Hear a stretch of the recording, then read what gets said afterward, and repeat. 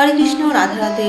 সকলকে স্বাগত জানাই আজকের ভিডিওটি ভীষণই গুরুত্বপূর্ণ হতে চলেছে। আমরা তো সারা বছরই তুলসী গাছে জল দিই, তাহলে বৈশাখ মাসে বিশেষ কেন এত মাহাত্ম্য রয়েছে?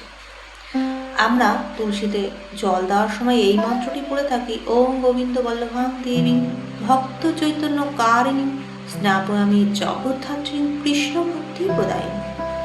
আমরা সাধারণত দেখে থাকি গৃহ বা মন্দিরের মধ্যে যে তুলসী গাছটি রয়েছে তার মূলে জল দেওয়া হলেও তার সর্বাঙ্গে কিন্তু জল ছিটিয়ে দেওয়া হয়। আবার বাগানেও যারা তুলসী গাছ লাগিয়েছে তারাও এই কাজটি করে, এমনকি রোজ শাখা প্রশাখা পাতায় জল দিয়ে ধুয়ে দেওয়া হয়। এটা আমাদের কর্তব্য, কেননা তাতে গাছের কোনো ক্ষতি হয় না। বৈশাখ মাসটি আমাদের দেশে এতটাই গরমের এতটাই দাবদাহ যে প্রচন্ড গরমে সূর্যের তেজে গাছপালার যে কোমল পাতাগুলো আছে সেগুলো ঝলসে যায়, গাছ শুকিয়ে যায়, মরে যায়। তাই শ্রী হরির জন্য প্রিয় যে এই তুলসীতে জলধারা দিয়ে গাছকে সুস্থ এবং স্নিগ্ধ রাখার প্রথা রয়েছে পুরাকাল থেকে। পদ্মপুরাণে বৈশাখ মাহাত্ম্যে বলা রয়েছে, সে যমরাজ উক্তি দিয়ে বলেছিলেন, সকল জাতীয় পত্র অপেক্ষায় তুলসী হচ্ছেন কেশবের প্রিয়, তাই একে যত্ন করা বৈশাখ মাসে অতি আবশ্যক। বৈশাখ মাসের পূর্ণ বাসরে অর্থাৎ অক্ষয় তৃতীয়া একাদশী এই তিথিতে যদি শ্রীহরির জন্য তুলসী সংগ্রহ না করা থাকে, তাহলে আপনার জীবন যৌবন অর্থ সঞ্চয় ধিক, ইহকাল পরকাল আপনার কাছে ধিক, কোনো কালে আপনি সুখ লাভ করতে পারবেন না। বৈশাখী উত্তপ্ত দিনগুলিতে ভগবানের স্নিগ্ধ চন্দন যাত্রা, সলিল বিহার, নৌকা বিহার, এমনকি শালগ্রাম স্নানরত অবস্থায় থাকা উচিত ইত্যাদি সমস্ত অনুষ্ঠান সম্পাদন করে ভক্তরা ভগবত কৃপা দৃষ্টি এবং পরমানন্দ লাভ করেন। তুলসীপত্র বিনা ভগবানের পুজোই হয় না, ভোজনই হয় না। তুলসী পাতা একমাত্র শ্রীহরি বা কৃষ্ণতত্ত্বের পুজোয় লাগে, কোনো দেবদেবীর পুজোয় লাগে না। তাই ভক্তরা প্রখর বৈশাখে তুলসী বৃক্ষ যাতে নষ্ট না হয় সেই জন্য ভীষণ সূক্ষ্ম জলধারা দিয়ে থাকে ভক্তরা। তাই তুলসী এইভাবে যত্ন করা হয়ে থাকে। তুলসী এবং শালগ্রাম শিলার জলধারা দিলে ভক্তিব্রত স্নিগ্ধ সুন্দর হয়। এই তুলসীর এত মাহাত্ম্য। এবার জানবো যে তুলসী দেবী ভক্তের কিভাবে ক্যান্সার থেকে তিনি আরোগ্য লাভ করেন। আমেরিকার মেরিল্যান্ডে এক নিবাসী ছিলেন, তিনি ইস্কন ভক্ত ছিলেন। তার নাম ছিল শ্রী চৈতন্য প্রেমদাস। তিনি প্রত্যেক রবিবার মেরিল্যান্ডে ইস্কনের মন্দিরে গিয়ে ভগবানের সেবা করতেন। 59 বছর যখন তার হয় তখনও তার সুন্দর স্বাস্থ্য। তিনি 25 বছর যাবৎ পেন্টাগনের ডিফেন্স ইন্সপেক্টরের বিভাগে কাজ করতেন। সেখানে চাকরিরত অবস্থায় তার যে অফিসটা ছিল সেখানে শ্রী প্রভুপাদের একটি ছোট্ট বিগ্রহ এবং রাধাকৃষ্ণের একটি বড় বিগ্রহ বাঁধানো ছিল। সেই বাঁধানো ছবি যেই দেখতো সেই প্রণাম করতো, উনি নিজেও প্রণাম করতো। ওনার সুন্দর স্বাস্থ্য এবং কর্মদক্ষতা থেকে কেউ বলবেন না যে 1997 সালে 55 বছর বয়সে তিনি ব্লাড ক্যান্সারে আক্রান্ত হয়েছিলেন। ক্রমে ক্রমে তো ক্যান্সার ছড়িয়ে যায় হাড়ে, মজ্জায়, যকৃতে এবং অন্যান্য স্থানে। তার রক্তের শ্বেতকণিকার সংখ্যা ভীষণ পরিমাণে বেশি হয়ে গেছিল। ডাক্তারদের মত অনুযায়ী তিনি কেমোথেরাপি চিকিৎসা করা ছাড়া আর কিছু তার উপায় ছিল না।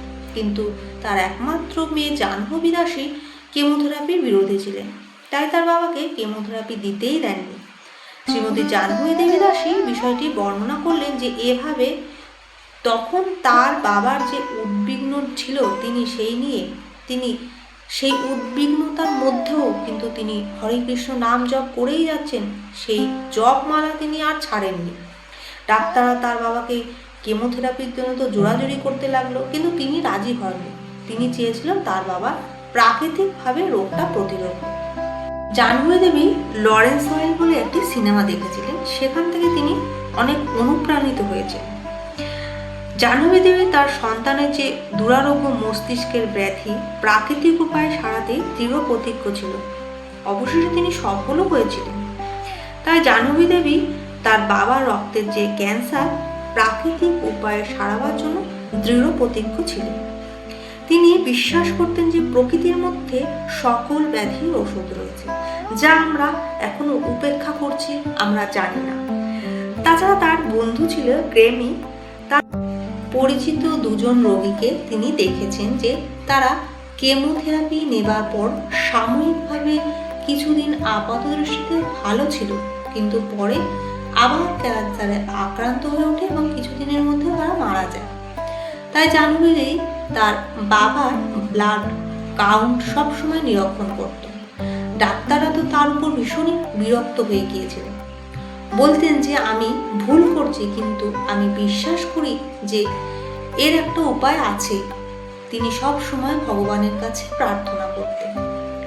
তিনি জেনেছেন যে কেমোথেরাপি বা রেডিয়েশন চিকিৎসার ফলে ক্যান্সারের যে কোষগুলো আছে সেগুলো অনেক সুস্থ সেলও নষ্ট করে দেয়। আমাদের তখন রোগ প্রতিরোধ ক্ষমতা কমে যায়। যাই হোক, 1998 সালে গৌর পূর্ণিমার দিন রাত্রিবেলা তিনি ঘুমোচ্ছিলেন। এমন সময় একটি আশ্চর্য স্বপ্ন তিনি দেখেন। তিনি দেখেন পোটোম্যাক ইস্কন মন্দিরে বসে অণুবীক্ষণ যন্ত্র দিয়ে কিছু একটা দেখছিলেন। এমন সময় সেই অণুবীক্ষণ যন্ত্র দিয়ে দেখলেন যে তুলসী দেবী তার বাবার স্বাভাবিক যে সেলগুলো রয়েছে সেগুলো নির্দেশ দিচ্ছেন ক্যান্সারকে গ্রাস করার জন্য।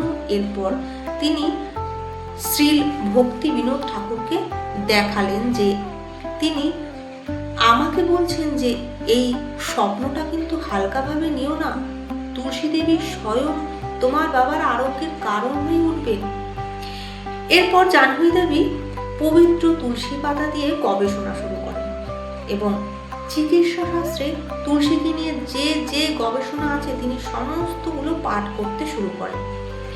2006 সালে Texas take university health science সেন্টারের অধীনে যার সেন্টার, সেখানে ক্যান্সার বায়োলজি তুলসীকে নিয়ে যেসব গবেষণা প্রকাশ করেছেন 2009 সালে ইন্টারন্যাশনাল জার্নাল অফ অ্যানকোলজি তুলসী নিয়ে একটি গবেষণা প্রকাশ করেছে।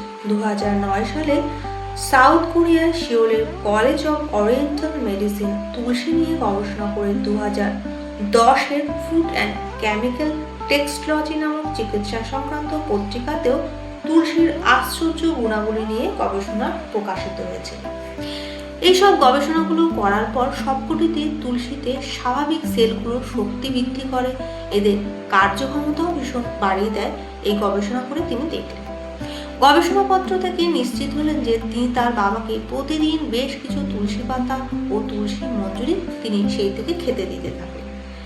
দেখলেন তিনি আবার কিছু শুকনো তুলসীর সঙ্গে মধু মিশিয়েও খেতে দিতে থাকলেন। আস্তে আস্তে তার বাবা এগুলো ভীষণ পছন্দ করতে থাকলো এবং এর সঙ্গে সঙ্গে তিনি vitamin B complex, vitamin C, vitamin carotene এইসব তার বাবাকে দিতে থাকলেন। এছাড়া তার বাবা সবসময় হরে কৃষ্ণ মহামন্ত্র নাম জপ করতে মগ্ন থাকতেন। 6 মাসের মধ্যে যখন তিনি টেস্ট করান তখন দেখলেন যে 8 মাস পরে তার বাবার যে সিটি স্ক্যান হয় তার রক্ত পরীক্ষা করে দেখা গেল যে ক্যান্সারের কোষগুলোর আর কোনো চিহ্নই নেই। ভগবান কৃষ্ণ আমাদের প্রার্থনা শুনেছেন, জাহ্নবী দেবী এটি বলতে লাগলেন। তাই তুলসী দেবী আমাদের এইভাবে তার স্বপ্নের মাধ্যমে কৃপা করেছিলেন। যারা এইভাবে নিয়মিত তুলসী সেবা গ্রহণ করেন তারা অবশ্যই সুস্থ থাকতে পারবেন। যারা রোজদিন তুলসী সেবা করতে চান তারা সরাসরি সেবা না করে ভগবানের চরণে নিবেদন করে তারপর আপনি সেটি গ্রহণ করতে পারবেন। জাহ্নবী দেবীর অগাধ বিশ্বাস তার ভগবানের উপর, মা তুলসীর উপর, তাই তার বাবা এই দুরারোগ্য রোগ থেকেও মুক্তি পেলেন। ভগবানের কৃপাদৃষ্টি আপনাদের উপরে বর্ষিত হোক। আপনারা সবাই ভালো থাকুন, সুস্থ থাকুন। ভিডিওটি ভালো লাগলে অবশ্যই কমেন্টের মাধ্যমে জানাবেন। লাইক, শেয়ার, সাবস্ক্রাইব করে পাশে থাকবেন। আবার আসবো অন্য ভিডিওর সাথে। নমস্কার।